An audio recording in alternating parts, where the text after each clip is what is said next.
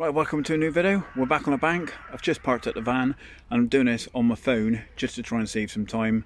I haven't got long before dark, probably only about an hour and a half, so I'm going to have a quick look around, see if I can find some fish, and I'll let you know what I'm up to. I'm at Linear Fisheries, I'm doing 24 hours. Let's see if we can make it happen. Let's crack on.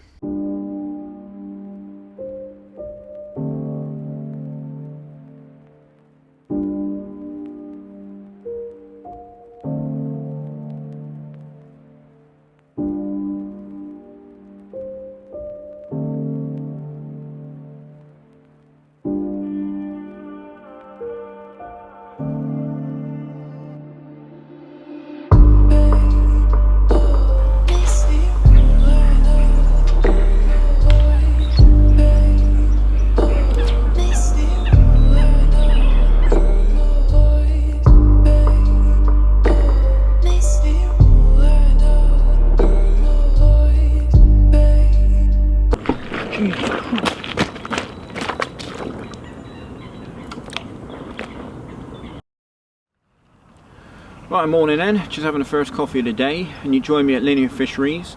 I'm currently on the B1 lake, which is obviously renowned for its carp fishing. I'm not actually here for the carp though, I'm here to try and catch a personal best roach. It's been a goal of mine for the last couple of years. I put in a few sessions here and there on different venues and I've come very close, but I just can't quite get past that £2 mark.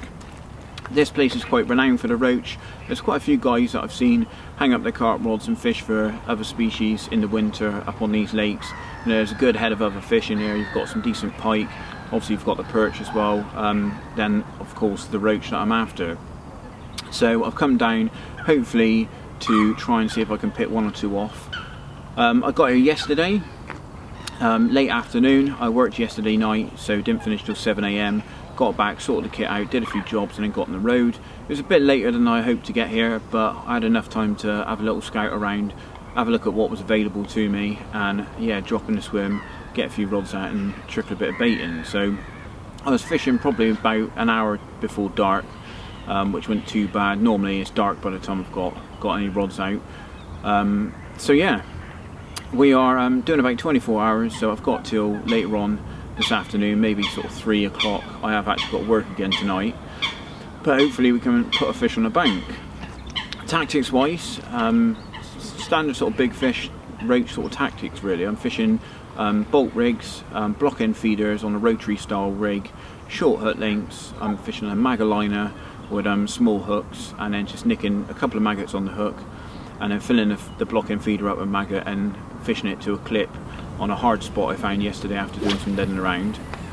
Fishing 3 rods at the moment on one spot, and I'm just recasting the rods regularly, keeping some maggot going in, and every now and then I am putting a spot or two over the top of the rods just to put a bit of extra feed out there. The main approach is maggots, but I'm also fishing a scaled down carp mix, so I've got some hemp, some mini pellets, and I've got a few 8 boilies and a little bit of sweet corn mixed in.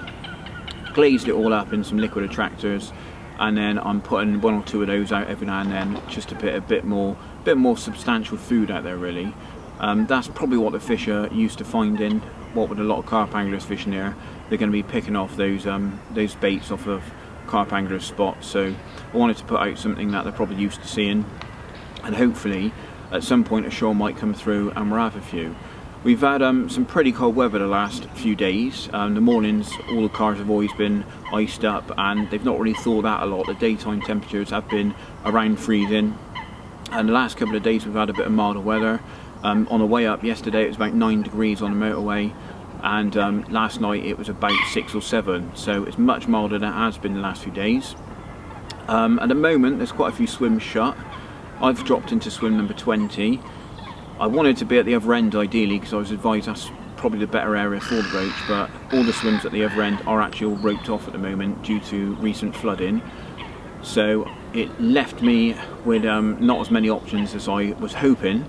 There's obviously a few guys carp fishing as well. A lot of the main areas in the central of the lake are all taken up with carp anglers. So I just dropped in the best swim out of what was left really. But I'm going to keep the swim active, keep recasting, keep some bait going in through the day, and hopefully before I have to go home we can at least pick off one fish. I'm not expecting a big hit or anything like that. I'm literally expecting 1 or 2 bites, and that's probably going to be it. That's if I do get a bite. I've seen other guys fishing, and when they do catch them, they seem to get a couple of fish as the shoal moves in, and then that's their fill basically. So yeah, hopefully we can have one. So fingers crossed. But I'll show you a bit closer up of what I'm doing, and hopefully at some point a rod will go off and we'll have one. So until then, I'm going to polish off my coffee and I'll have a chat in a bit.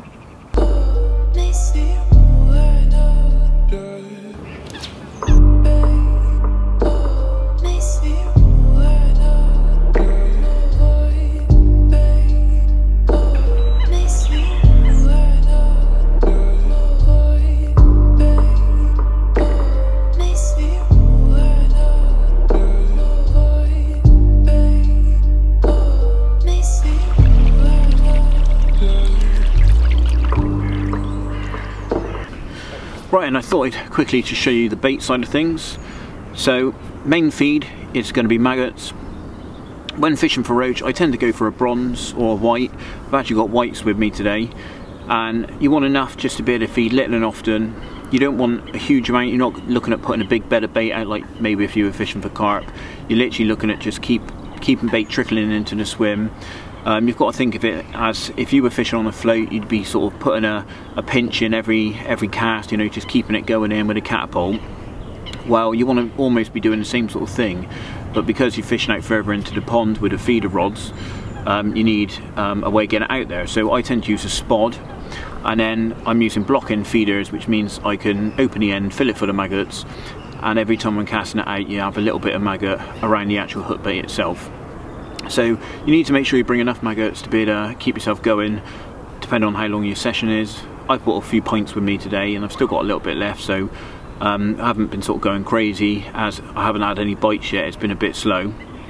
Additional to that, I also use a slightly different mix as well, which is your more typical spod mix you might use when you're carp fishing. But what I do is tend to scale it down and keep the smaller items and leave out some of the bigger items. So the main bulk of the mix is actually hemp.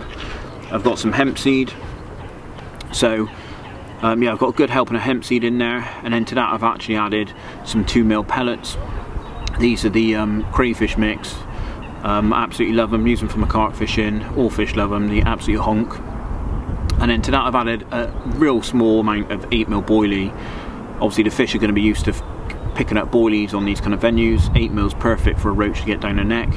So I've got a little bit of those in there, and then I've got a little splash of corn, not too much corn. I don't really want to draw in any carp, that's not really the intention, but I want something similar to what other carp anglers are using, because that's what the roach can be used to seeing.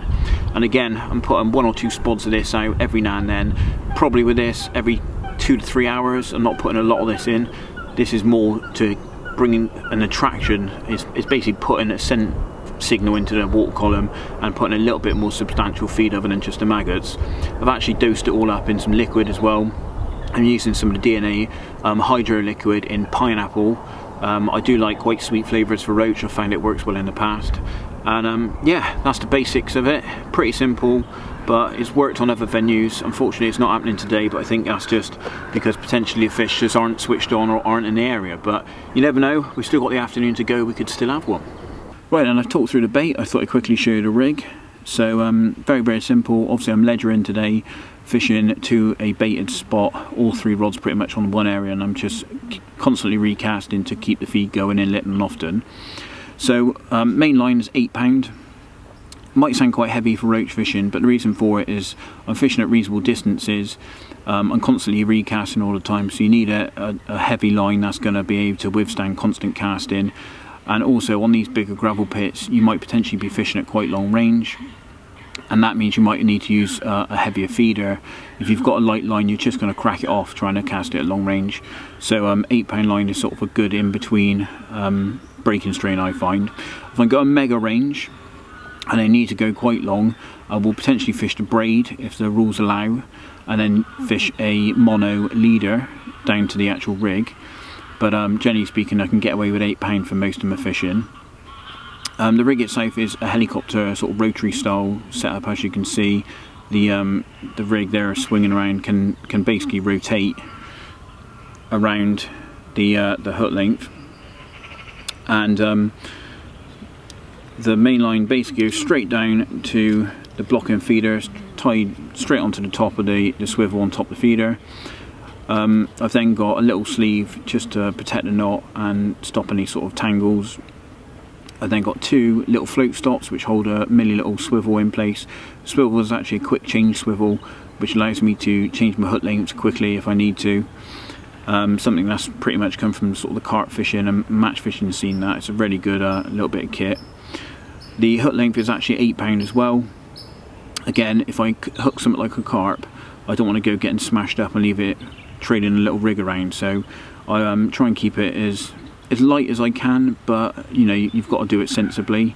If I hook a carp, I want to make sure I get it in the net, to be honest, so I don't want to go getting smashed up by a carp. And then the rig itself, I've got a size 12 hook on there, and then a little plastic caster which is set up liner style just to aid with a little bit of hooking.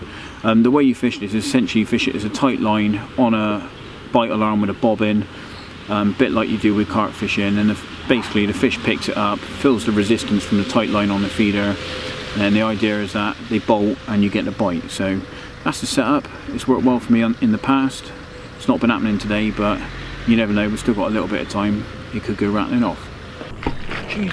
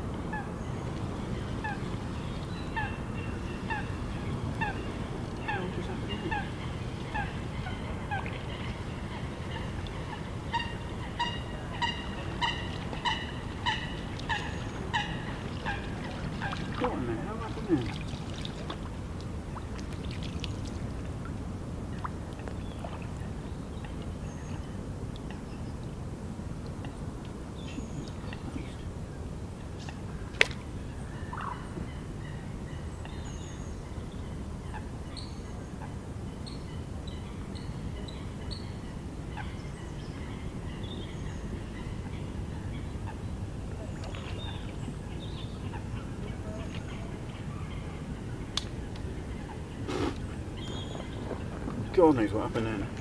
Jesus. Right then, I don't know how well I got that on camera then, but I was just setting the camera up in this bit of foliage behind me to get some nice carpy shots of me recasting and putting some bait out. And just as I was getting the camera sorted, the left hand rod's absolutely ripped off, properly ripped off, like a carp take, just absolutely one tone in. I tried setting the camera up to try and capture it on film, but as I was doing that, it sort of slowed down, so I thought I'd better just quickly grab the rod, pick the rod up, absolutely nothing there. So the bait didn't really look touched, so I'm not too sure whether a carp has potentially picked it up, and because it's a small hook and a little feeder, it's not had enough weight there to get a good hook hold, and it's just shaking it off, or whether a bird's picked it up. There are a couple of birds around, but to be fair, I was so excited about having a bite that I didn't really look out in front of me to see if it was any birds, to be fair. By the time I wound in and tried to sort of wind into something, there was nothing there. So, but you never know, that might have been a fish, might have been some sort of pickup there, absolutely ripped off. So definitely got their heart racing, that's for sure. But anyway, the motor is behind me there, so I'm gonna pack all this lot down and go and stick it all in the motor, because I've only got maybe 2 hours or so left really. I need to get on the road to make sure I can get into work on time. So yeah, I'm gonna pack all this down and basically just stick it all in the van and just leave the rods out, pretty much just fish out the back of the van for a couple of hours. So let's crack on and do that, and you never know, we might get another pickup.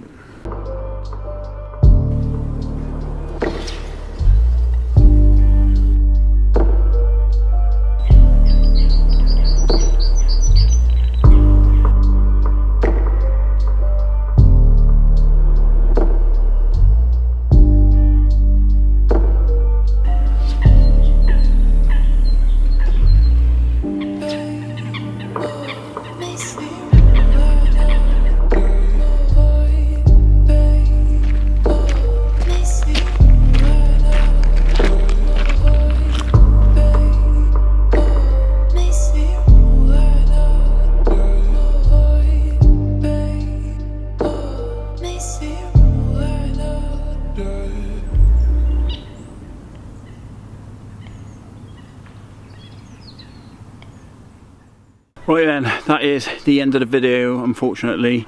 As you can see, the rods are all packed away, the kit is in the van, and it is time to go home. Unfortunately, it didn't happen.